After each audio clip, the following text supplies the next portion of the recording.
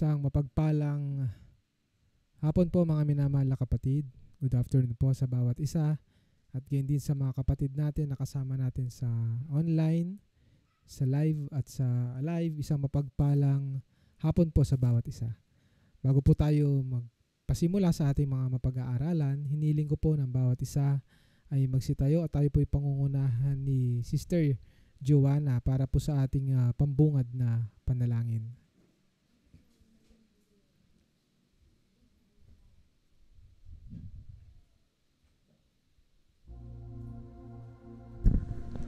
Tayo po yumukot manalangin. Panginoon naming makapangyarihan, dakila at mapagmahal. Panginoon, salamat po sa hapon na ito na kami inyo muling tinipon upang na mag-aral ng inyong mga banal na salita, Panginoon. Panginoon, ang lahat po ng aming matututunan sa araw na ito, itanim niyo po ito sa aming puso't isipan, Panginoon, upang magamit namin, Panginoon, sa pagbabahagi rin ng inyong mga banal na salita, Panginoon. Kaya din po, Panginoon, ang anak niyong ang anak niyong mangunguna, Panginoon, ikaw din po ang gumabay at pumatnubay sa kanya, Panginoon, sa pagtuturo sa amin, Panginoon. Panginoon, salamat po dahil malapit na naman matapos ang taon na ito, Panginoon, at patuloy pa din po kaming nag-aaral ng inyong mga banal na salita, Panginoon. Kaya din po, Panginoon, ang mga kapatid na hindi namin kapiling sa mga oras na ito, Panginoon, sa kahit anumang kadahilanan, Panginoon, ikaw na rin po ang pumatnubay at gumabay sa kanila. Kaya din po, Panginoon, ang mga nagsisipagpakinig, Panginoon, sa live or online, Panginoon, kayo din po ang mag-ingat sa kanilang mga tahanan or kung nasaan mang silang dako naroon, Panginoon. At patawarin niyo po kami sa aming mga nagagawang pagkakasala at pagkukulang. Ito po ang aming samot dalangin sa matamis na pangalan ni Jesus. Amen.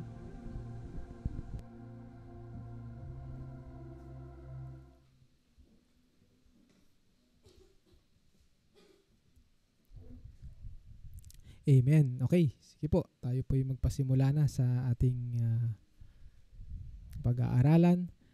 At again, ngayong hapon is about 3 topics ulit ang ating matatalakay. Nung last Sunday, na pag-aralan natin yung makipot na daanan, narrow gate, yan. Sunod yung mga false prophets, tinatawag nating mga mga likong propeta. At hindi lang basta propeta to, ito ay patungkol din sa mga nangunguna sa iglesia, yan. At yung pinakalas na ating napag-aralan ay yung depart from me. Yun nga yun, ang pag-alis ng Panginoon sa mga tao na sumusuway sa kautusan ng ating Panginoon. Okay, so ngayon tutungo pa rin tayo sa in continuation. Naalala niyo ba kung saan chapter tayo? Yes. Okay. Buksan po ulit natin ang ating mga Biblia sa Mateo. Matthew chapter 7.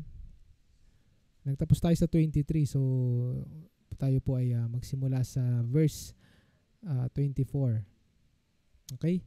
Kung wala pong katanungan at karagdagan sa napag-aralan natin nung last 2 Sundays sa nagdaan, tayo po ay magpasimula na. Okay, babasahin, magsimula tayo sa sa verse 23. Yan. Si Pastor Eugene, pakibasa nga yung verse 23 na chapter 7. Datapwat kung masama ang iyong mata, ang buong katawan mo'y mapupuspos ng kadiliman, kaya't kung ang ilaw na sumasa iyo ay kadiliman, gaano kaya kalaki ang kadiliman? 23. Chapter 7 ng Mateo, verse 23.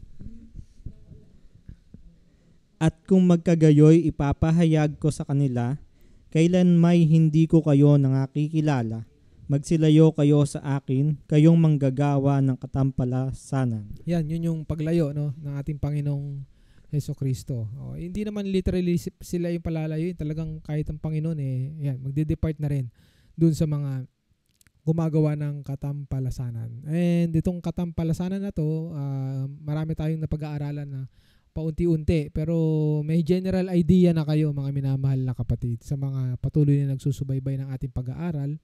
at sa mga matatagal ng Kristiyano, hindi na ganun kahirap i-explain yung katampalasanan. Yan yung pinakamabigat na kasalanan sa ating Panginoon. So, okay. Kaya huwag nyo nang isipin na yung mga weight ng kasalanan. Importante abstain sa lahat ng uri. Okay, Pastor Eugene, tayo tumungo sa verse 24. Sabi rito, Kaya't ang bawat dumirinig ng aking mga salitang ito at ginaganap at matutupad sa isang taong matalino, matutulad sa isang taong matalino na itinayo ang kanyang bahay sa ibabaw ng bato. Okay. So, in continuation sa pag-aaral ng ating Panginoong Hesukristo, nagbibigay siya ng mga lesson sa kanyang mga tinuturuan, mapahudyo, mapahentil sa mga bayan. Ito yung pagpapatuloy. Nung nagtapos tayo nung verse 20, kaya binasa natin yung kahit na pag-aralan natin last 2 Sunday, para ma-refresh lang natin kung saan nahinto yung ating Panginoong Hesukristo sa pagtuturo. Parang ang mga nakaraan. Di ba? Pag may sinusubaybayan kayong mga teleserye, meron doon lilitaw ang nakaraan. So yung nakaraan, yung isang makasalanang tao na napalayo sa ating Panginoon. Ngayon, in-explain pa ng ating Panginoon kung ano naman yung mga tumutupad sa kanyang kautusan. Ito yung mga dumirinig. Nasa verse 24, di ba? Kaya't ang bawat dumirinig, sabi rito ng aking mga salitang ito ay ginaganap. Yan.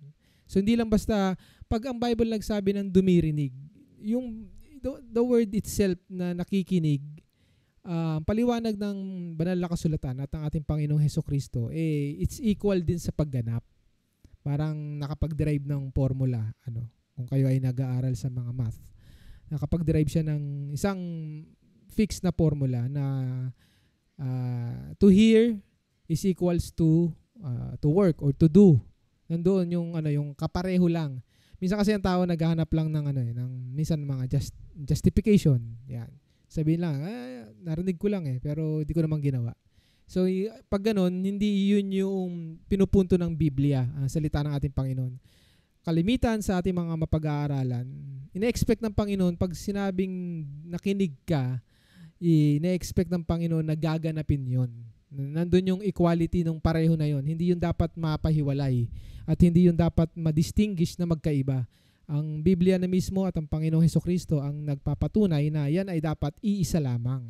Ang dumirinig ng aking mga salitang ito at ginaganap. Laging yung kahit na hati siya, dalawang word, hindi mo yan mapaghihiwalay.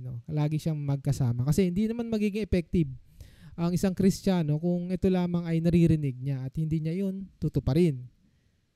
So yung hindi gagawa nun ay matutulad sa isang taong matalino na itinayo ang kanyang bahay sa ibabaw ng bato. Okay, alam na natin itong kwento na to. Siguro may idea na kayo. Ito ay ginagamit sa pangangaral, isang napakagandang topical na lesson. Verse 25, Pastor Eugene. At lumagpak ang ulan at bumaha at umihip ang mga hangin at hinampas ang bahay na yaon at hindi nabagsak sapagkat natatayo sa ibabaw ng bato. Okay. So sabi ko nga hindi na bago sa inyo ito, ang title nito yung di ba? A wise man build his house upon a rock, di ba? Kantahin So ang nagtuturo ng Sunday school sa mga bata. Ayan, a wise man build. Kaya nga matalino So yung pagiging matalino, hindi matalino sa sa iba't ibang larangan, Yung talino sa harapan ng Panginoon ay pagiging wise, Yung talinong makalangit, yung para sa Panginoon. So hindi mo kailangan ng sabi rocket science na kaisipan. Kahit na sobrang talino at dunong ng tao sa siyensya, kung siya ay walang wisdom na nanggagaling sa Panginoon, yung itatayo niyang bahay ay kailanman hindi magiging matibay sa harapan ng Panginoon. So dito sa verse 25, ipinakita ng ating Panginoong Hesukristo na yung tahanan na itatayo nitong wise man, lumagpak man daw ang ulan, bumaha at humihip ang mga hangin. So tignan niyo yung mga situational, may pagbagsak ng ulan, pagbaha, pag-ihip ng hangin. Lahat tayo saksi sa ganitong phenomenon sa mundong ito. Simula nung mga bata pa tayo, natutuwa tayo sa ulan. Yung iba natutuwa rin sa baha kasi naliligo sa baha. Yung iba natutuwa rin sa ihip ng hangin pag mainit at yan malakas ang ihip ng hangin, malamig, lalong-lalo sa mga naglalaba para mabilis matuyo. Pero yung sinasabi ng ating Panginoong Hesukristo ay ibang phenomenon. Minsan nainis na rin kayo pag ilang araw nang nag-uulan. Nakakapag-worry na rin yun. Ako nagwo-worry doon pag yung creek tumataas at tuloy-tuloy ang ulan. Siyempre, susunod nun, baha. Which is sa lahat ng mga balita ngayon, nakikita nyo, bilis. Ngayon sa iba't ibang panig ng mundo, hindi na common yung kumbaga, lagi lang may binabaha. Kahit nga yung mga lugar na parang akalain mo na hindi babahain, mababalita mo, binabaha na. Then umihip yung hangin. So ito'y storm, ito'y bagyo, no? At hinampas ang bahay na yun. So typically, yun naman ang unang sasalubong sa tahanan, itong mga bagyo. At mga tahanan ay natetest dahil sa bagyo. Pero may isang sinabi ating Panginoong Hesukristo sa kanyang explanation na hindi nabagsak sapagkat natatayo sa ibabaw ng bato. Okay? So yun. Yan ay isang hindi nagsasalita ang Panginoong Hesukristo ng walang basihan. Kahit sabihin nating typical at eksaktong explanation. Kahit nga ako yung tahanan na meron kami ni kapatid na Kleng. Awa ng Diyos naman. Mga ilang bagyo na, ilang taon na rin ang dumadaan. So, ganun siya. Pero hindi ko in-explain na ito yun. No? Dahil sinasabi ko lang na may existing talagang ganun. Meron talagang bahay na hindi babagsak. Sa ngayon, no? Depende. Pero sinisigurado ng ating Panginoon na yung matalinong taong ito, no, yung itatayo niyang bahay ay hindi masisira. No? Literal to at saka spiritual. Both yan, mga minamahal na kapatid. Pero sa likod siyempre nito, mas malalim yung spiritual na kahulugan. No? Hindi naman naglilingger ang ating Panginoong Hesukristo lagi sa mga material. Pero totoo rin yun, no, na mayroong ganito na ang wise man din pag siya ay malapit sa Panginoon at ginaganap niya ang kautusan at nais ng Panginoon, nakikinig siya at tinutupad ang mga ito. Definitely yung tahanan na itatayo niya hindi rin yun magigiba. Pero sa likod nito, spiritual meaning, yun yung ating mas idwell, mas pag-aralan pa. Verse 26, Pastor Eugene. At ang bawat dumirinig ng aking mga salitang ito at hindi ginaganap ay matutulad sa isang taong mangmang na itinayo ang kanyang bahay sa buhanginan. Verse 27. At lumagpak ang ulan at bumaha at umihip ang mga hangin at hinampas ang bahay na yaon at nabagsak at kakilakilabot ang kanyang pagkabagsak. Okay. So again, meron ditong sa verse 26 kung babalikan natin, no? Yun yung condition, no? Kasi in-expect ng Panginoon pag nagtuturo siya, lahat ng dumirinig ng kanyang salita dapat equal. Susundin yung formula na yun ay tutuparin, gagawin, isa sa buhay. Yun. Kasi yun yung work ng ng faith . Kailangan ma-convert yung pakinig, pananampalataya, ma-convert sa paggawa. Yun ang in-expect ng ating Panginoon Hesukristo. But take note, sabi niya, meron ding hindi gagawa nun. Ayun, nasa verse 26 yun. At ang bawat dumirinig ng aking mga salitang ito at hindi ginaganap. So, nag-fail na dun sa formula ay matutulad sa isang taong mangmang na itinayo ang kanyang bahay sa buhanginan. Yan. Same condition, may ulan, may baha, may ihip ng hangin, pero definitely sabi ng Panginoong Hesukristo, babagsak siya. At hindi lang basta babagsak, kilabot ang kanyang pagbagsak. So makikita natin yung napakagandang lesson na ito, mga minamahal na kapatid, na kung saan nakapokus tayo dun sa sa dalawang tao. Tingnan nyo, dalawang tao, parehong nagtayo ng tahanan, parehong tinest ng parehong intensity ng bagyo o ano pa mang phenomenon na binanggit ng ating Panginoon Jesucristo. No? Pero may isa doon magfi-fail at merong isa doon magsasucceed. Yun. So, meron doon na magsusurvive. No? Ano bang ibig sabihin, mga minamahal na kapatid?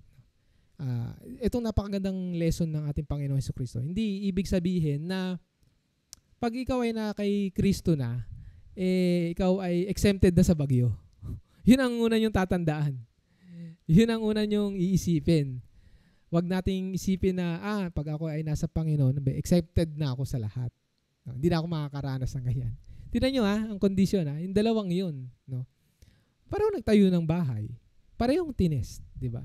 Pero magtataka ka, may isang nag-survive, merong isa hindi. So, ano na lang yung may common denominator, ano na lang ang naiiba sa kanila? Ayun na yun, yung pagtupad sa salita ng Panginoon. Doon na lang sila nagkaiba. Parang, di ba? Kung ganito lang yung math, ang daling ipasa sa eskwelahan. Ang dali mo siyang sabihin na, anong diferensya ngayon? Di yun lang. Yung isa, nakinig at gumanap. At kinilala siyang wise ng Panginoong Jesucristo. So, ayun ang lagi natin tatandaan na if we follow, we hear the voice of the Lord, wag nating i-expect mga minamahal na kapatid na we are exempted sa bagyo. Dadaan at dadaan tayo. Lahat yan. Equal na dadaan. Pero ano ba ang ginagarantiya ng Panginoon? Hindi niya ginagarantiya ang exempted ka, pero tiriyahan niya tayo na tayo ay magsasucceed. Ang ibig sabihin, mananatiling nakatayo. Yung tahanan. At yung tahanan binabanggit dito, ano yan? Malalim nga, sabi ko nga, spiritual. Pananampalataya, yan, yung sarili natin, as a whole, as physical, no, na hindi ka may ibabagsak. Even yung image. Kasi kung ang ating Panginoong Jesucristo, ilang beses na talagang siniraan ng imahe niyan. Bago pa ipako sa krus. Lahat ng maiisip ng mga Saduceo, Pariseo, lahat ng mga kumakalaban sa ating Panginoon Jesucristo, ginagawa nila. Totoo, madali nga lang sirain ang pangalan Madali lang talaga. Kumbaga, andali-dali lang. Pero ang Panginoong Jesucristo hindi nagpatinag sa ganun. No? Hindi siya nagpa-apekto kasi alam niya sa sarili niya. Alam niya na tumutupad siya sa kautusan at nais ng Ama. Di ba? Yun ang kanyang pinapakilala. No? Kahit iisa sila, iisa ng divinity, pero sinasabi pa rin ng ating Panginoong Jesucristo, tumutupad ako sa kautusan ng aking Amang nasa langit. Isipin niyo yung lalim ng respeto ng ating Panginoong Jesucristo para maipakita niya sa atin, maipakilala niya sa atin yung tamang paggawa. At doon, kinikilala siyang wise. Kinikilala ang isang tao na matalino. Again, napag-aralan natin yung matalino. Hindi ito yung matalinong napakadaming alam, napakadaming sinasabi, napakadaming eksplanasyon na nagagawa. Kundi ito yung kaalaman sa Panginoon. Kung gaano niya nakikilala ang gumawa ng bato, gumawa ng lahat ng naririto. Yun. Ang siyang foundation. So yun yung explanation dito sa Mateo. At meron din tayong makikita sa Lucas. Punta tayo sa Lucas, mga minamahal na kapatid. Nasa chapter 6 ito. Luke chapter 6 verse 46 hanggang 49.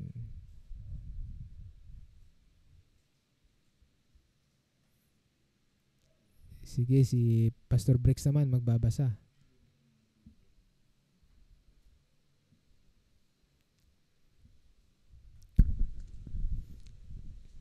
At bakit tinatawag ninyo ako, Panginoon, Panginoon, at di ninyo ginagawa ang mga bagay na aking sinasabi? Okay, so, ganun ulit, no? Parang, in-explain dito, yung pagkakarinig. Minsan nakakainis yun, lalo na pag, nag-uutos ka sa isang taong kakilala mo. Kami ni kapatid na Kaleng kay JN minsan Kahit naririnig niya, hindi naman sumasagot, no? Walang response. Tinatawag narinig mo ba? Oo, narinig ko naman. Ba't di ka nagsasalita, di ka sumasagot? So, ganun din dito ang ating Panginoon, no? Kumbaga, lagi tayong nananalangin sa Kanya, lagi natin siyang kailangan, no? Pero yung kailangan ng Panginoon na makita sa atin, hindi naman natin na ipapakita sa Kanya. O yung paggawa. So, ito pa rin yun. It's about hearing and also doing. Verse 47. Ang bawat lumalapit sa akin at pinakikinggan ang aking mga salita at ginagawa, ituturo ko sa inyo kung sino ang katulad.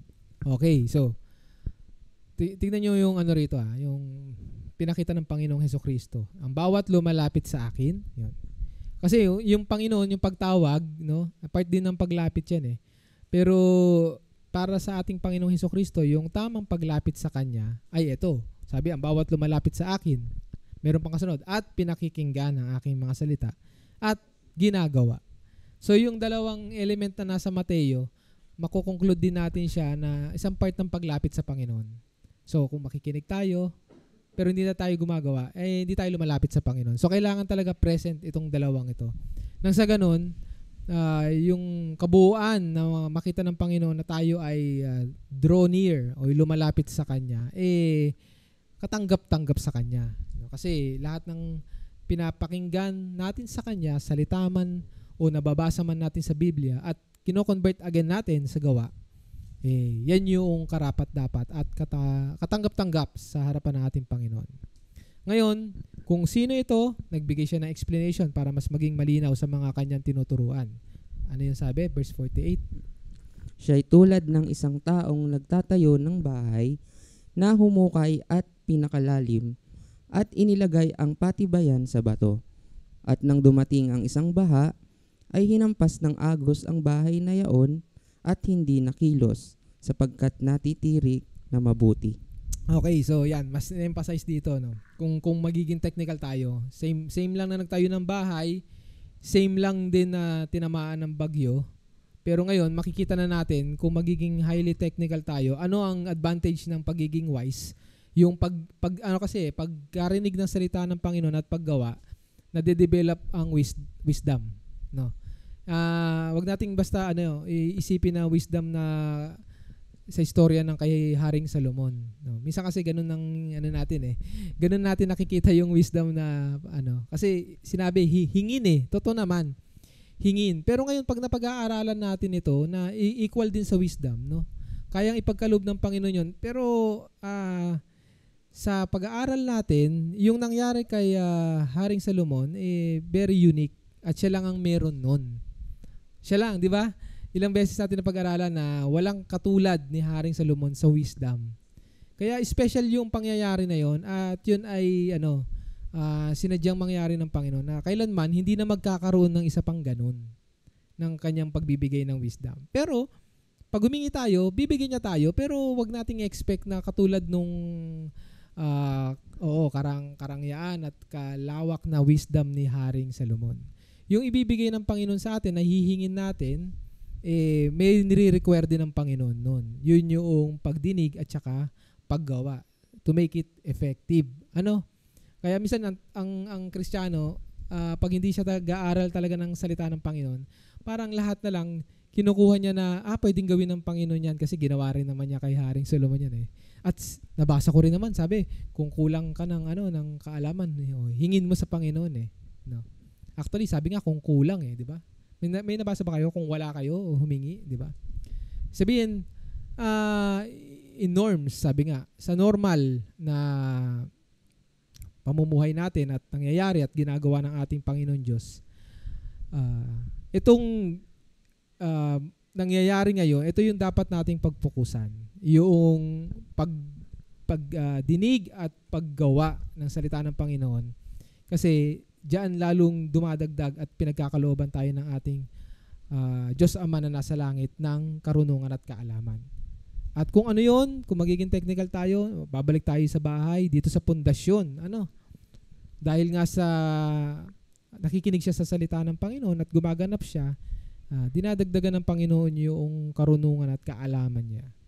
Maging technical man tayo, kasi medyo technical din ang ang pagkakaturo ng ating Panginoong Hesukristo rito. Makikita natin dito, humukay at pinakalalim. Yan. So sabihin ng hinukay at pinakalalim, ang ibig sabihin ay talaga namang pundasyon,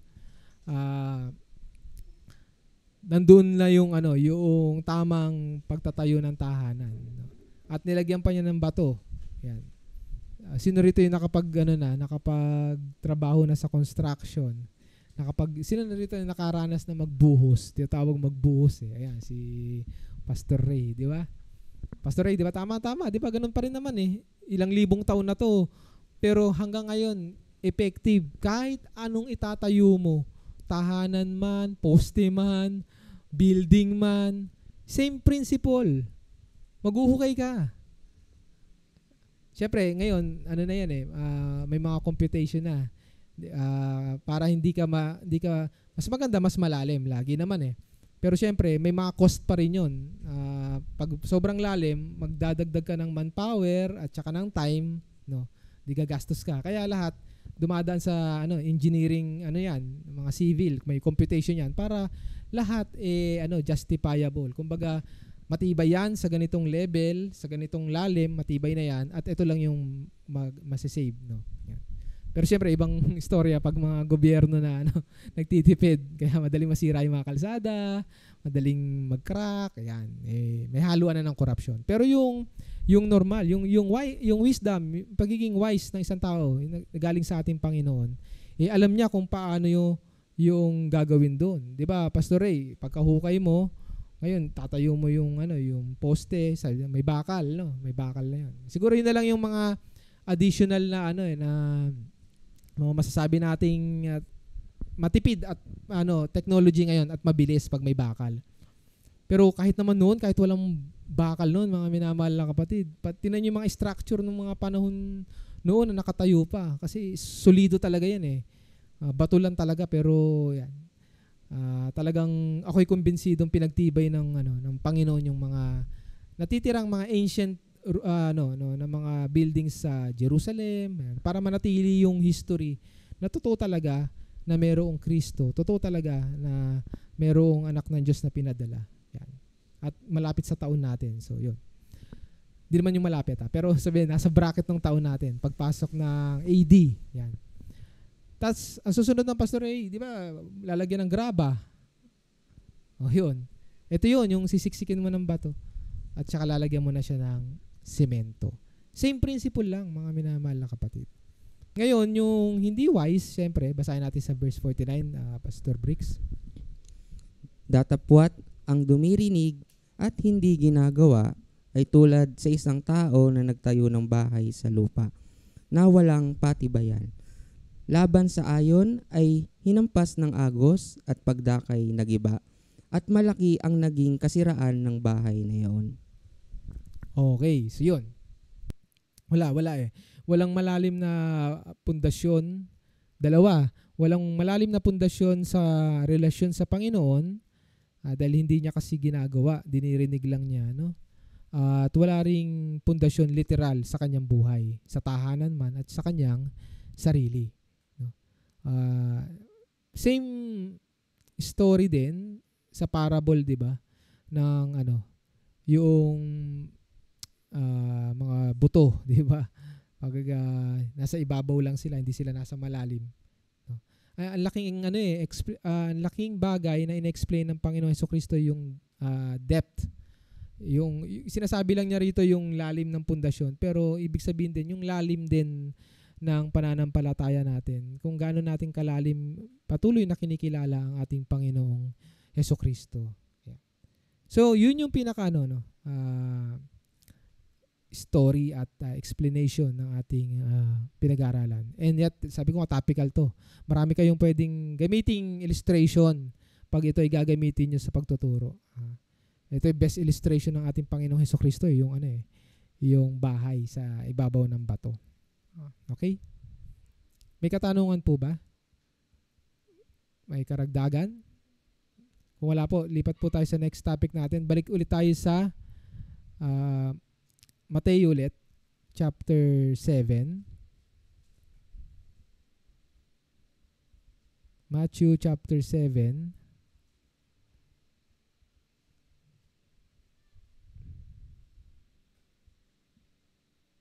Verse, saan tayo nahinto? 28, 27 kanina, no? So, 2 verses. Maikli lang to, no? Verse 28 hanggang sa last na. Verse 29. Sige, babasahin ni kapatid na det.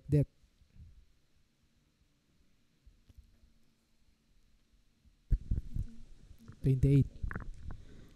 At nang matapos ni Jesus ang mga salitang ito, namangha ang napakaraming tao sa kanyang aral. Okay. So, namangha meaning yung pagkakarinig ay naramdaman nila na convert, no?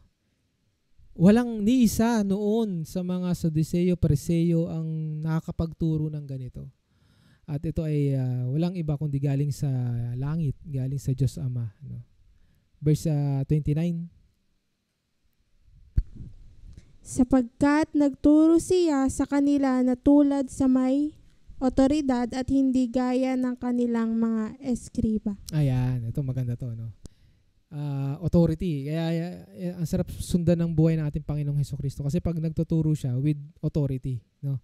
Hindi siya nag-spend ng mga time na kino-quote niya yung ibang manunulat, no? Kumbaga siya mismo first hand, no? Ituturo niya at ipapakita niya. Kaya ganun ka-effective ang ating Panginoong Hesukristo. So it's teaching the word and also yung doing, tawag doon, demonstrate. Dine-demonstrate ng ating Panginoong Hesukristo. At nakikita habang nagsasalita siya. So, yun yung kamangha-mangha na ginawa ng ating Panginoong Hesukristo. And napag-aralan din natin nung nagsisimula tayo, I think nasa book ng John. Kasi yung authority ng ating Panginoong Hesukristo ay pinagkaloob na yan ng Diyos Ama. Pinakilala na yan ni Juan Bautista. Yan, yung otoridad na yan. Okay? So yun. Wala siyang part sa Lucas, pero yun na yung mismong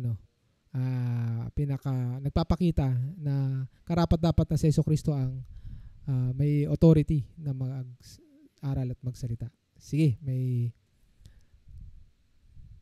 Ito po ba yung yung sabi po nang masabi niya ang lahat ng mga ito. Ito na po yung pinakahuling aral niya. Simula po nung sermon sa bundok po. Hindi pa yan. Oo. Alam ko. Kasi po yung at ang masabi niya mga ito kasi yun yung certain kasi ang haba nung sinundan nating halos buong chapter 7 na inano natin diyan na nag-dwell tayo na nagtuturo siya. Pero hindi pa yan. Nung sinusundan natin ito, nandito pa lang tayo sa sa kanyang bayan actually.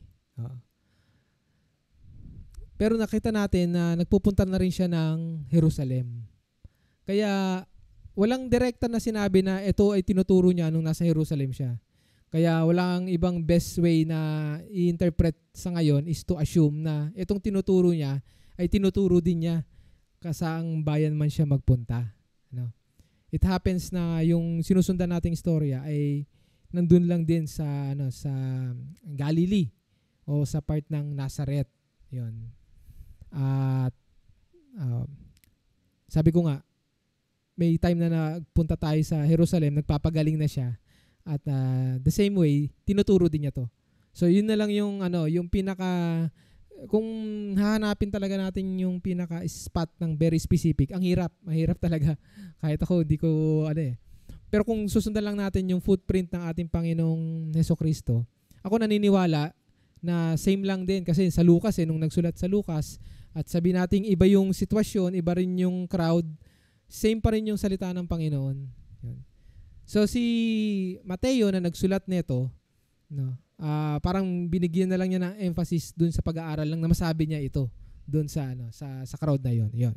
Pero it doesn't mean na dun na magtatapos yun kasi may iba pang manunulat na sinundan naman yung buhay ng ating Panginoong Hesukristo kung ano yung mga tinuro at saan siya nagpunta. Kaya doon yung part na medyo difficult hanapin yung kung saan talaga. Pero meron tayong pattern. Mahirap lang talagang maging tawag dito yung may sure natin talaga specific. Siguro sadyang ginawa ng Panginoong Panginoong Hesukristo. Ako naniniwala part na ng design ng Bible yan kasi gusto rin niya gumana rin yung isip natin. Hindi niya ini-spoon-fed lahat. Kumbaga gusto niya magsaliksik tayo, mismo tayo ang makakasagot sa sa damdamin natin. May mga bagay na pinipilit nating sagutin at hanapin. Pero mga minamahal na kapatid, in reality, minsan kayo nga minsan makakasagot ng katanungan nyo eh. Hindi ako eh. Minsan kahit anong explanation ko, minsan baka hindi nyo matanggap. Then later on, kayo pala makakahanap ng kasagutan. Totoo yun.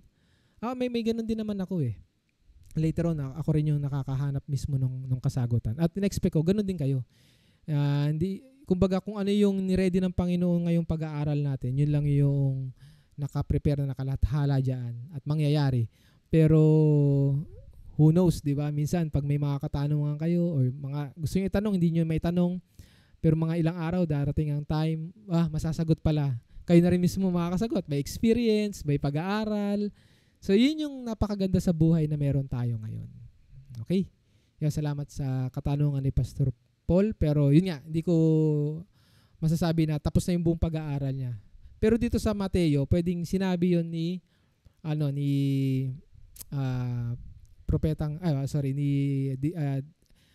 Apostle Matthew, and then later on lilipat siya sa ibang lugar.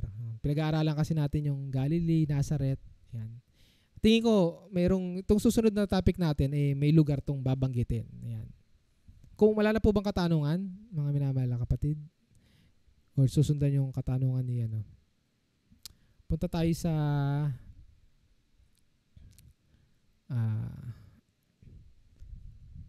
Matthew chapter 8. Sa chapter 8 na pala tayo ng Mateo, no? Matthew chapter 8, mahaba-habang topic to, pero hindi naman mahabang topic. Medyo sa ngayon, ito yung mahabang pag-aralan natin yung Matthew chapter 8 tayo. Bakit? Sagit lang po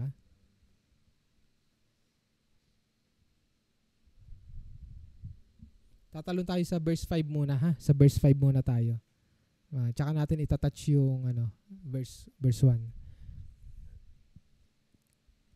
Bakit nga ba hindi kasama? Sige, ako'y kasi may yun natapos natin yung part na yun. Kahit nga din sa Lucas nung binasa ko tuloy-tuloy, yung chapter 6, 49, tapos sumunod meron din. Yan. Okay. So tama. Talagang mag-jump tayo sa verse 5. Okay, pakibasa po si Sister Michelle. Yung unang verse lang po. Chapter 8, verse 5. At pagpasok niya sa Capernaum, ay lumapit sa kanya ang isang centurion na sa kanya'y namanhik. Okay, ayan, sabi ko may lugar na, Capernaum. At yung lugar na yan, siyempre, ilang beses nyo nang nakikita ito pag pinapakita ko sa screen. Ngayon, wala kayong screen na makikita, pero yung mga kapatid natin sa live, yan. So ito yung Capernaum. Part pa rin siya ng Galilee. Yan, yung Capernaum na yan. Okay? So next, meron ditong isang centurion sa kanya'y namanhik. So sa lugar ng Galilea, mga minamahal na kapatid, ang mga Roman soldier ay hindi lamang nasa Jerusalem, buong Israel. Kasi kontrolado ng Roma ang Israel. At ang centurion, mga minamahal na kapatid, ay isang opisyal ng militar, ng sandatahang Romano. So lagi nyo tatandaan yun. Mayroon tong ranggo na kung saan may hinawakan siyang 50 hanggang 100 na mga sundalo. So yun, 50 to 100. Yan, based sa history, yan ang ng isang centurion. So yan? Leader. So lumalabas na siya ay leader, team leader, Pag nasa kung nakakausap kayo ng militar, may kakilala kayo, pag nakakwentuhan nyo, mga platoon din yan, mga pulupulutong. At then, syempre, merong may magtitimon dyan, may mga pipiliing leader dyan. So, itong centurion na ito ay hindi basta soldier, kundi ito ay merong posisyon. Ayan. So, ano meron dito sa centurion na ito? Ito yung pag-aaralan natin. Sige, verse 6. At nagsabi, Panginoon, ang aking alila ay nararatay sa bahay, lumpo at lubhang nahihirapan. Okay, so sabi ko nga, yung centurion, may meron siyang posisyon at may kaya sa buhay na meron siyang alila o meron siyang servant sa English, no? At yung servant niya ay may sakit, no, nararatay sa bahay, lumpo at lubhang nahihirapan. Verse 7. At sinabi niya sa kanya, paroroon ako at siya'y aking pagagalingin. Okay, so makikita natin babalik ulit tayo sa paggamot ng ating Panginoong Hesukristo. Noong mga nakaraan kasi matagal tayong nahinto 'di ba? Pero napag-aralan din natin kung paano maggamot ang ating Panginoong Hesukristo, magpagaling rather, no? At makikita natin na merong mga sitwasyon, may mga kondisyon, meron siya kaagad na pinapakinggan, meron siyang depende sa pananampalataya mo, no? Pero always requirement ang pananampalataya. Kahit na hindi naging specific doon, pero ako naniniwala na laging requirement yung yung pananampalataya, no? Pinagaling ka ng yung pananampalataya. Ganun ang sagot ng ating Panginoong Hesukristo, no? Yung resulta lagi nakabase din sa atin, no? Ginagawa lang ng Panginoon yung part niya based din sa nakikita niya sa atin. But ngayon, after na nangaral ang ating Panginoong Hesukristo, then suddenly ito na naman yung paggawa niya. Nandito na naman siya na nagpapagaling, no? At lumapit nga yung isang centurion sa kanya, no? At dito, ang una kong napansin, at maaaring baka napansin nyo, yung response kaagad ni Jesus Christ na sabi niya, di ba? At sinabi niya sa kanya, paroroon ako at siya'y aking paghagalingin. No? Parang, wala kang tataka ay Roman, no? Mamaya, siguro, tignan natin. Verse 8. At sumagot ang centurion at sinabi, Panginoon, hindi ako karapat-dapat na ikaw ay pumasok sa ilalim ng aking bubungan. Datapwat sinabi mo lamang ang salita at gagaling ang aking alila. Okay, so parang na kasi si Jesus Christ sa mga napag-aralan natin. May mga attempt na rin na nalusutan niya pagdating sa plano siyang patayin, plano siyang itulak, ihagis sa kung saan man, at hindi yun lingid sa mga opisyal ng Roman. Parang nanonood lang tong mga itong mga opisyalis na ito na nag-aaway yung mga magkalahi. Parang ganoon. Parang nakakita sila ng magkamag-anak na nag-aaway. Pinapanood lang nila. So parang ganoon lang din yung yung centurion na ito at lahat ng mga nasa gobyerno ng Romano na kilala na si Jesus Christ, tanyag na kasi napag-aralan din natin na laganap na rin yung kanyang katanyagan, kilala na siya. So, napag-aralan din natin na partly nakakaisang taon na ang ating Panginoong Hesukristo na tinatrabaho ang mga ito.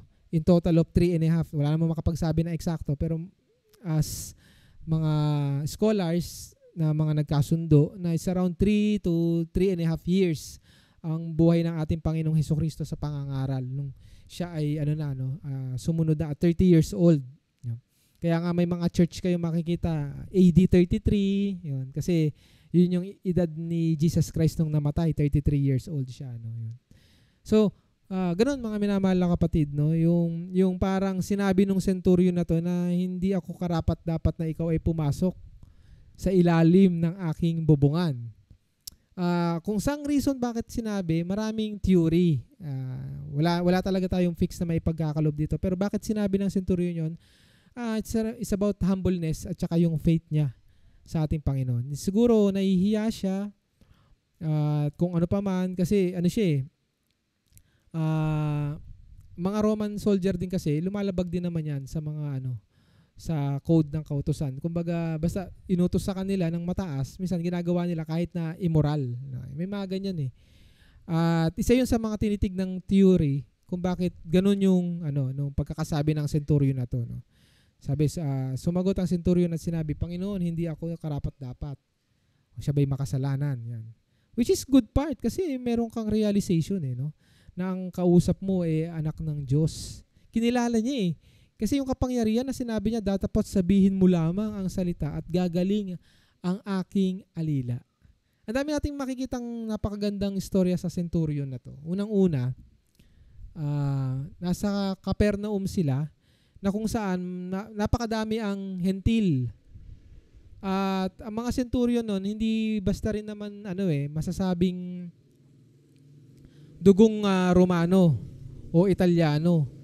Kasi may mga nare-recruit din ng lahat ng mga bansang napupuntahan ng mga lumalakas na bansa. Katulad yan, Roma, sumakop ng Israel, hindi naman lahat ng mga sundalo niyan sundalong Romano.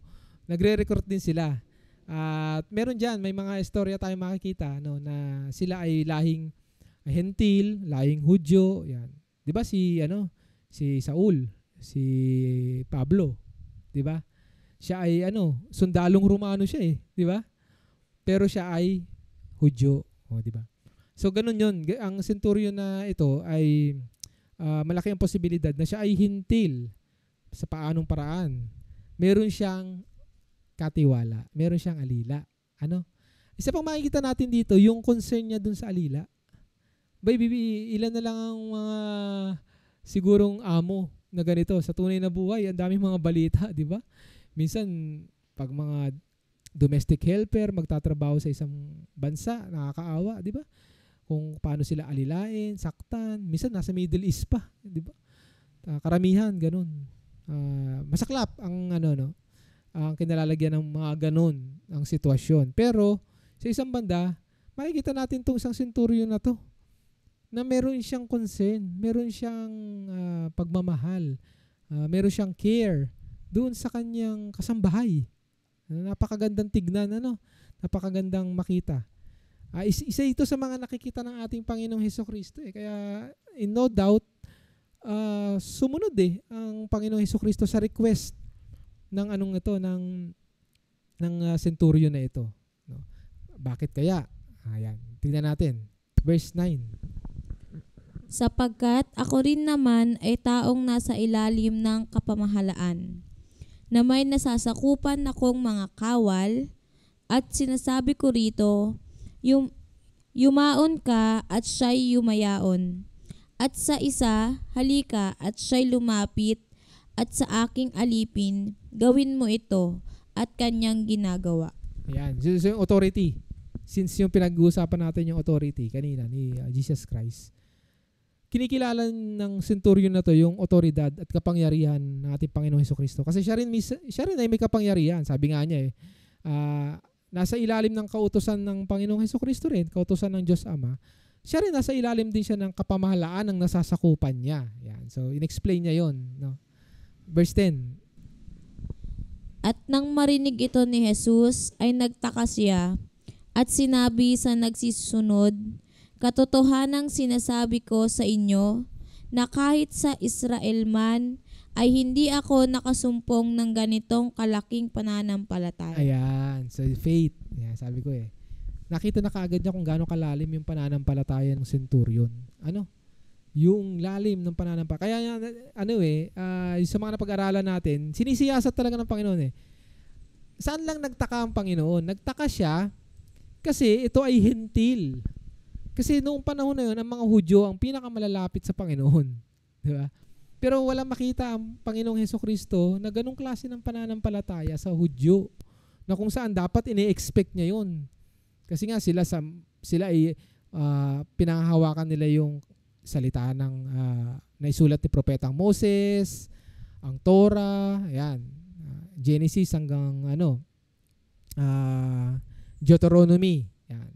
Master ng mga Hudyo yan Kaya yung mga nagsisusunod sa kanya mga Hudyo, sinabi niya, wala akong nakitang ganito, hindi ako nakasumpong ng ganitong kalaking pananampalataya. Kaya nabanggit niya yung kahit sa Israel man.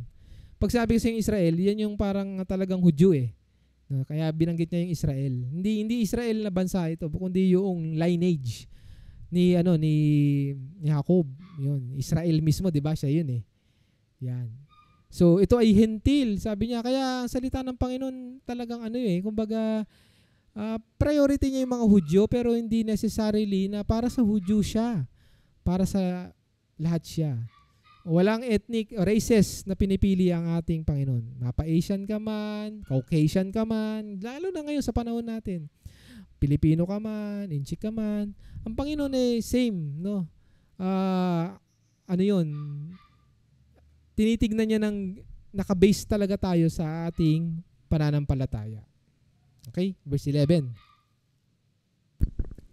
At sinabi ko sa iyo na marami ang magsisipang galing sa silanganan at sa kanluran at magsisiupong kasama ni Abraham at ni Isaac at ni Jacob sa kaharian ng langit.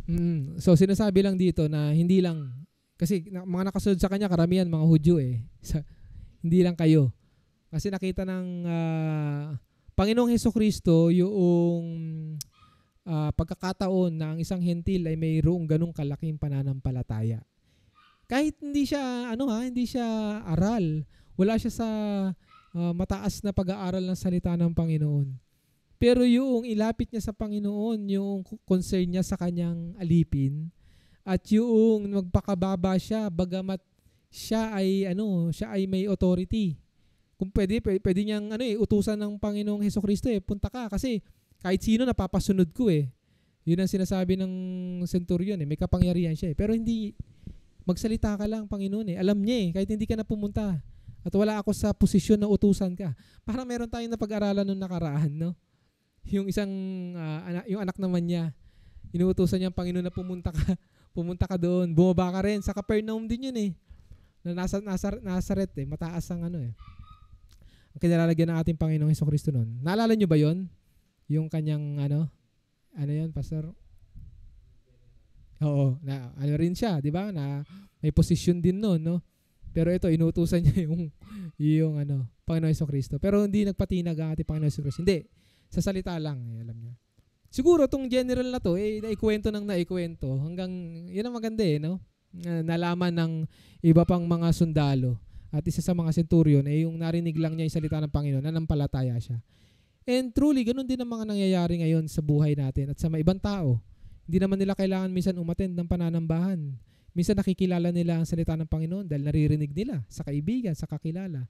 At doon nagsisimula yung pananampalataya nila. So somehow, ganun din yung sa centurion. Pero hindi na kailangan na masaksiyan ng centurion yung ginagawa ng ating Panginoong Hesukristo kasi nandoon yung kalalim ng pananampalataya niya na capable ang Panginoong Hesukristo at may authority siyang gawin yon. Okay. So sabi sa verse 11, malinaw yon. Hindi lamang manggagaling sa east and west. Ay ibig sabihin nun hindi na nakapokus sa Israel. Nung sinabi ng ating Panginoong Hesukristo na manggagaling sa silanganan at kanluran, around the globe. Paikot yan around the globe, no?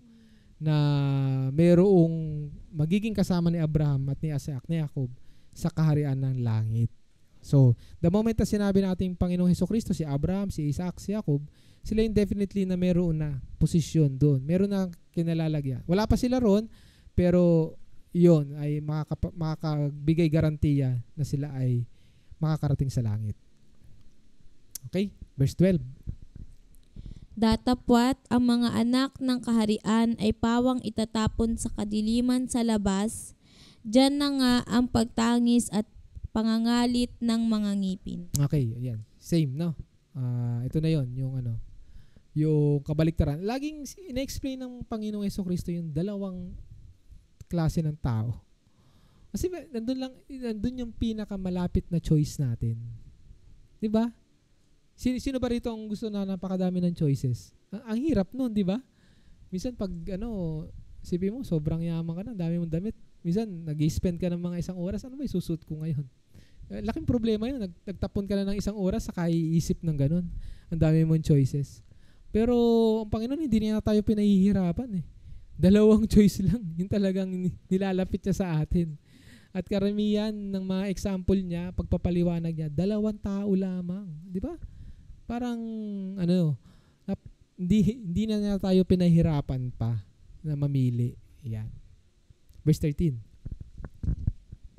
At sinabi ni Jesus sa centurion, humayo ka ng iyong lakad at ayon sa iyong pagsampalataya ay gayon ang sa iyo'y mangyari. At gumaling ang kanyang alila sa oras ding yaon. Okay, so definitely hindi na pumunta ang Panginoong Hesukristo by word. Very powerful ang word eh. Kaya nga sa John 1:1, di ba? Nandun na yung salita, nandun na yung word. So, yung salita pa lang ng Panginoong Hesukristo na nag-base sa pananampalataya ng centurion, yun, ay nangyari. So, gumaling ang kanyang alila sa oras ding yaon. Pero meron ding istorya na minsan kahit mahina na yung pananampalataya, ginagawa pa rin naman ng Panginoon. Sino dun yung, di ba, yung isang ketongin, di ba? Na wala na siya, wala na eh. Parang hopeless. Pero pinagaling pa rin ng Panginoon. Kaya sabi ko sa inyo mga minamahal na kapatid, it depends. Pero syempre, ayaw ng Panginoon na maglinger lang tayo sa mga ganong story. Alamin natin, ano ba ang capability at gusto ng Panginoon sa atin? Ang gusto ng Panginoon sa atin, katulad natin na may alam sa banal na kasulatan, mas mag-dwell ng paglapit. No? Yun eh. Hindi yung mag-take tayo ng chance at sabihin natin, iba yun. Kasi, di ba dapat nga wag natin i-compare yung sarili natin sa mga mahihina ang pananampalataya. Di ba? Dapat maging masaya tayo at meron tayo noon. No? Wag kayong maiinggit na, maganda pala yung walang pananampalataya kasi nagiging priority rin ng Panginoon. Hindi yun.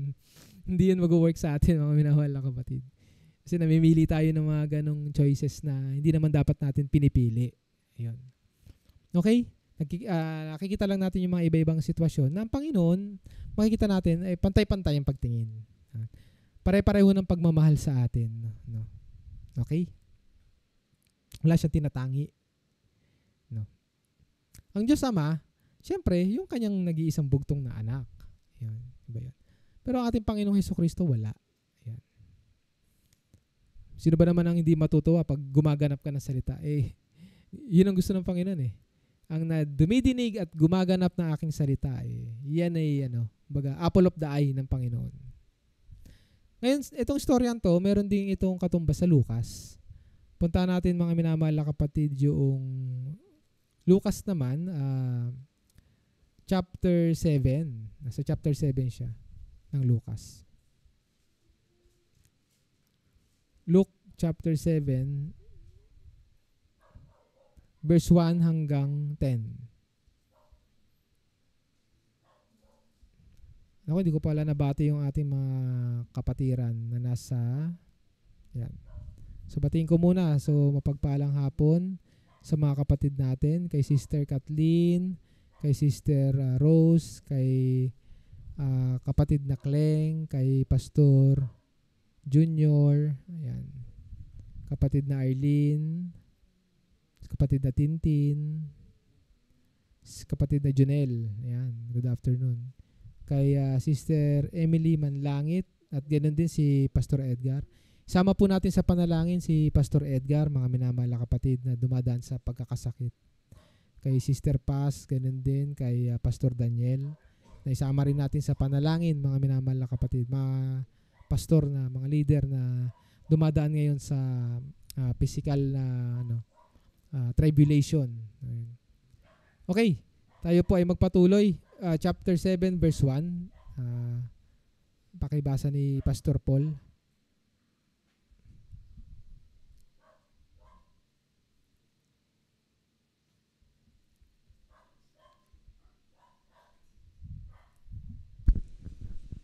Lucas po.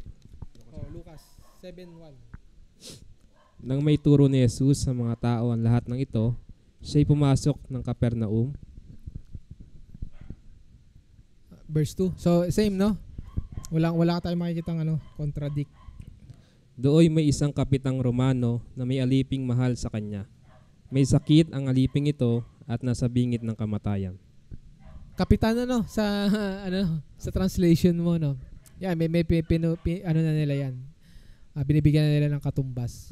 Again, syempre pag kapitan ka, meron kang position at meron kang authority at meron kang subordinate. Verse 3. Nang mabalitaan ng kapitan ng ginagawa ni Jesus, nagpasugo siya ng ilang matatanda sa mga Hudyo upang ipakiusap kay Jesus na puntahan at pagalingin ang alipin. Okay, yan. Ito. Tignan natin, ha? Sa Mateo, ito, minsan tinitignan nilang contradict ito No? Sa Mateo kasi, yung centurion yung kausap Di ba? Tapos titignan nyo rito, may merong may inutusan bigla yung yung centurion. Pinaparoon niya sa kanya ang matatanda sa mga Hudyo na ipamanhik sa kanya na pumaroon at tiligtas ang kanyang alipin. Ay, tuloy natin mamaya. Verse 4. Nang makita nila si Jesus, taimtim silang nakiusap sa kanya, siya'y karapat-dapat na pagbigyan ninyo. Ayan. At nang magsidating sila kay Jesus, ay ipinamanhik nilang mapilit sa kanya na sinabi, karapat-dapat siya na gawin mo sa kanya ito. Sige, tuloy natin. Verse 5. Sapagkat mahal niya ang ating bansa, wika nila, ipinagpatayo pa niya tayo ng isang sinagoga. Okay. Verse 6. Kaya't sumama sa kanila si Jesus. Nang malapit na siya sa bahay, ipinasalubong siya ng kapitan sa kanyang mga kaibigan at ipinasabi ang ganito, Ginoo, wag na po kayong magpakapagod. Hindi ako karapat dapat napuntahan ninyo sa aking tahanan. Okay, so yun. Medyo makikita nyo sa Lucas, broad yung story, Sa Mateo, nandun na kagad sa kausap ng Panginoong Hesukristo yung centurion. Yan. Dito sa Lucas, may inutusan pa pala yung centurion nung una. Tapos later on, pumunta ang Panginoon. So nakikita nyo yung walang contradict di ba? Pero iba, ginagawa nila ng contradiction. Kaya nagtataka ako, bakit ayaw kasing basahin ng buo yung ipag-aralan talaga siya. So doon pa lang pumasok yung istorya sa Mateo, doon pa lang magtatagpo. So ibig sabihin, direct to the point lang yung istorya ni Mateo. Ngayon, nasasabihin na naman ng mga hindi naniniwala sa Bible, bakit ganun? Bakit hindi sinulat ni Mateo yun? Siyempre, ilang beses natin pinag-aralan. Yan ay part ng authority ng Panginoon at part din ng spirit din ng tao na nagsusulat. Yan. Okay? So that's why it made authentic talaga. Verse 7. Ni hindi rin po ako karapat-dapat na humarap sa inyo. Ngunit magsalita po lamang kayo at gagaling na ang aking alipin. Okay, so yan. So mas nakikita natin yung explanation ng centurion dito kung gaano niya tinitignan yung kanyang sarili na hindi karapat-dapat, no? Ang gusto ng Panginoon talaga nagpapakababa Kasi talagang alam niya sa sarili hindi siya karapat-dapat at sinasabi niya sa harapan ng Panginoon, ikinatutuwa ng Panginoon yun. Yun talaga yung kabuuan ng humbleness Hindi pa talaga ako karapat-dapat kasi ganito ako makasalanan ako. Hindi ka dapat lumapit, Panginoon. Dahil ikaw ay napakalinis, ikaw ay banal, ako ay naubod ng dumi. Kaya ang ganda lang na makita natin yung ugali ng centurion na ito. Bilang isang hentil na walang malalim na pagkakilala sa Diyos Ama pagdating sa salita ng Panginoon, pero nandun yung pananampalataya niya, paniniwala niya na makapangyarihan ng Panginoon. Okay yung first step na yun. Kahit ba yung pananampalataya niya nakapokus sa pagpapagaling nung kanyang alipin. Pero sinabi natin Panginoong Hesukristo, kahit yung pananampalataya mo kasing liit ng mustasa. Ganun yun Yun yung pananampalataya na meron yung centurion. Na nakapokus lang siya. Maring hindi niya kilala yung Panginoon ng talagang mas malalim. Pero kinikilala niya yung magagawa at kapangyarihan ng Panginoong Hesukristo. Enough na yun na mag-move ng mountain. Enough na yun na gumawa ng miracle ang ating Panginoong Hesukristo. Which is ginawa niya. Pinagaling niya yung alipin ng centurion. Verse 8. Sapagkat ako'y isang taong nasa ilalim ng mga nakatataas na pinuno at may nasasakupan din po akong mga kawal. Kung sabihin ko sa isa, humayo ka, siya'y humahayo. At sa iba, halika, siya'y lumalapit at sa aking alipin, gawin mo ito'y ginagawa niya. Ito, same na same sa Mateo, Sabi nga nila, baka si Lucas daw nangopya na kay Mateo nito. Kasi syempre naunang nailathala ni Mateo yung pagsusulat. At nung time na si Lucas, pwede rin daw na nagpag-away. Theory to ng mga scholar. Pero hindi ako naniniwalang kumopya kasi minsan nga mas malawak pa yung yung istorya ni Lucas Katulad nito. Kasi naikwento pa yung bago imit ng centurion. Meron pa palang nangyari. Ay, ibig ko bang sabihin simula nung Lucas na pinag-aaralan natin sa chapter 1, si Lucas nagseliksik na mismo. Nagtanong-tanong na siya, nag-aral na siya, talagang lahat. bago niya ma-publish yung aklat na ito. Verse 9. Damanga si Jesus nang marinig ito at tumarap sa makapal na taong sumusunod sa kanya. Sinabi niya, kahit sa Israel ay hindi ako nakakita ng ganitong kalaking pananalig. Okay, so yung word dyan na namangha, yan ay yung translation sa nagtaka. Yun. Maaari kasi marami tayong explanation sa nagtataka, di ba? Minsan pag nagtataka ka, hindi ka ma-convinced. Minsan ganun eh. Hindi yun yung ganung explanation ng pagtataka. Kumbaga namangha, yung nagtaka, yun yung pinakamababaw na explanation, yung nagulat din. Kumbaga na-amazed, yan, yung word na yun. Amazing, parang ganun, di ba? Na-amaze ang ating Panginoong Hesukristo.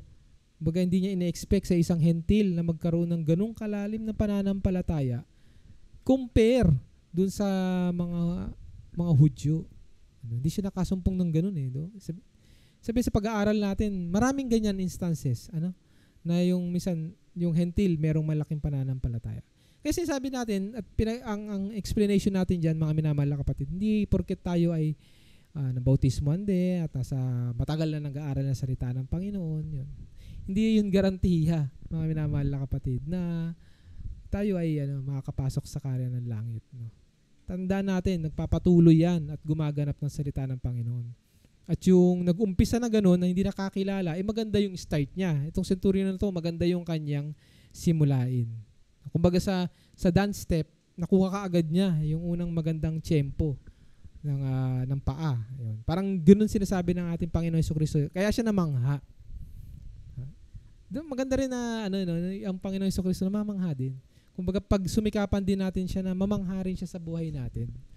Na pag sumikapan din natin na ipakita natin sa ating Panginoong Hesukristo na tayo ay karapat-dapat din. Verse 10. Pagbabalik sa bahay, naratnan ng mga sinugo na magaling na ang alipin. Okay, yan. To summarize yung story na ito, yun. Ang success rate ng Panginoong Hesukristo sa pagpapagaling 100%. Wala akong nakita rito sa Bible na nag-fail. Yung mga alipin may nag-fail. Hindi sila nakapagpalabas ng alipin tuloy, mga apostoles. Hindi sila nakapagpalabas ng ng mga espiritu noon eh.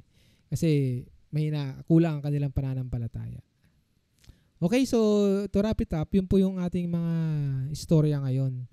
Yung una, yung wise man na nagtayo ng kanyang tahanan sa matibay na bato.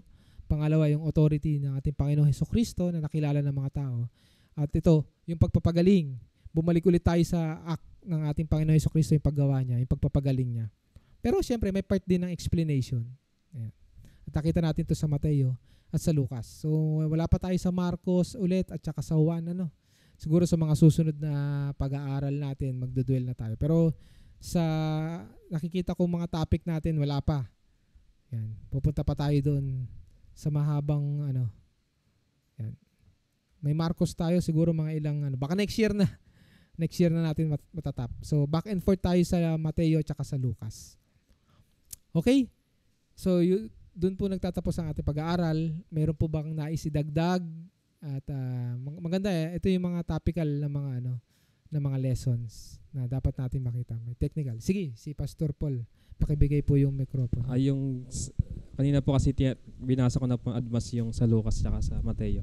Una po na sabi ko para mag-contradict, pero na-realize ko po na gumamit lang po pala ng messenger yung kapitan at siya pa rin po yung kausap ng Panginoon. Kaya hindi po sila nagkago. Parang sa atin din po ngayon, di ba? May mga opisyalis na ang pinapapunta nila mga sekretary nila, pero ang kausap pa rin nila yung opisyal na gano'n. Kaya hindi po sila nagkakaroon ng contradict po. Hindi. Pero dito sa Lucas nagkita sila Nagkita pa rin sila. Kasi pumunta pa rin si Jesus Christ, pero hindi nga lang doon mismo sa tahanan. Oo, sa daan. Doon na nakapokus si Mateo. Doon niya na na-capture yung istorya na yon. Si Lucas, mayroon pang may broad. Yan. Kaya yung iba magugulat pag yun kaagad ang nabasa, hindi naman pala eh. Kaya yung iba, tinetake out of context yung isang verse. Kailangan tapusin hanggang tumigil tayo sa ibang part ng story. Kaya nga, yung pag-aaral natin, huwag kayong malilito. Maganda, mag-bookmark nga kayo sa mga Bible nyo, guhitan nyo. Kasi Naging messy na ang Bible nung nilagyan ng ng verses at saka ng chapter. Pero kung tutusin, walang verses and chapter yung Bible simula noon. So medyo naging messy lang nung naglagay na. Kaya minsan ang tao lagi na lang nagiging justification nila isang verse, isang ano. Yan. Pero ang Bible hindi yan design talaga na na himay-himay ng ganyan. So ang tulong na lang niyan ng mga verses na yan, nakakat lang natin yung story. Nakakat lang natin. Nakikita lang natin kung saan na huminto. Ayan. Kaya magagaling talaga yung mga nag-aaral ng Bible noon nung wala pang chapter and verses. But talaga namang isipin mo, saan nila matatagpuan yun? Wala silang palatanda, kundi alam nila yung story, alam nila yung verse, alam nila yung nangyari. Tingin ko gano'n kung walang nakaisip ng ganito, na lagyan ng chapter and verses. Yan. Tingin ko lalong mas maiintindihan pa natin, malalim. Mahirap na ngayon. Nakaano na tayo Nandun na tayo sa sa ganitong sistema ng Bible. Hindi ko alam sa mga darating na future kasi may mga susunod yan, mga ilang taon, may translations na naman na bago, na Tagalog, na nag-iiba na. Kidnap doon ako medyo na may mga translation na may kidnap na salita na Okay. So salamat sa naidagdag ni Pastor Paul. So ganun lang yun. Kaya pag minsan kayo, makakatagpo kayo na parang nag-aaral at wala sa kabila, huwag nyo na i-concludean. Kasi yan ay tested na walang contradiction ng Bible. Tinest na rin natin yan, mga minamahal na kapatid. Dami rin ako dating tanong na yan. Ako rin naman, kumbaga, pinakita rin naman ng Panginoon kung paano siya hanapin. Kaya, ang Panginoon ay magbibigay ng kasagutan sa mga taong nagsusumikap. Seek and you will find. Yun talaga yun No? Hindi mo makikita kung hindi mo hanapin. Kaya, tama rin ang ating Panginoon Jesucristo. Okay, so wala na po bang karagdagan? Wala na po bang katanungan? One, twice sa ating mga kapatid sa online. Salamat po sa inyong pagsama. Magkita-kita po muli tayo sa darating na Sunday. Okay? Tayo po ay magsitayo. Tayo po ay manalangin sa pangunguna ni kapatid na Joanna sa ating panguling panalangin. Tayo po yumukot manalangin. Panginoon naming makapangyarihan, dakila at mapagmahal, salamat po Panginoon sa maghapon na ikaw siyang gumabay at pumatnubay sa amin Panginoon. Panginoon, salamat po sa mga aral na natutunan namin Panginoon mula kaninang umaga hanggang mamaya, Panginoon. Panginoon, gayon din po, Panginoon. Salamat po, Panginoon, na binigyan niyo na naman po kami ng panibagong aral sa aming mga buhay na aming magagamit, Panginoon, sa pang-araw-araw na pumumuhay namin, Panginoon. Panginoon, lilipas na naman ang mga panibagong linggo. Ikaw ang siyang gumabay sa bawat isa sa amin, Panginoon. At patuloy po naming pinagpapasalamat sa iyo, Panginoon, na hindi niyo kami pinababayaan at patuloy niyong pinagkakalob sa amin ang mga pagpapala, Panginoon.